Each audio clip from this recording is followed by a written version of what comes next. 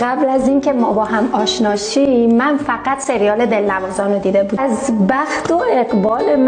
ما اون تایمی که با هم آشنا شدیم و من میخواستم با مامانم اینا راجع به شاهرخ حرف بزنم، مامانم اینا که اصلا روحشون هم خبر نداشت، بعد داشتم سریال فاصله ها رو میدیدم و من اون موقع خدایا من چیزی الان دارم بگم سعید میگه مثلا این صحنه اومد و گفتش که ما هم با اینه اونی که خیلی حس عجیب هی به مامانم اینجوری میگم منتظر بوده چرا الان داریم اینو میبینی؟ احتمالا خیلی صبر کرده که یه سکانسی از من میاد که توش یه ذره عاقل باشم و مرغوب. این هست این که همیشه خر میشه و دخترها گولش میزنن الان من گیرستم. بعد خیلی بامزه بود من که با شاهرخ حرف میزدم و میدیدم مثلا از طبقه پایینم خونه از خونمونم صدای شاهرخ داره میاد تو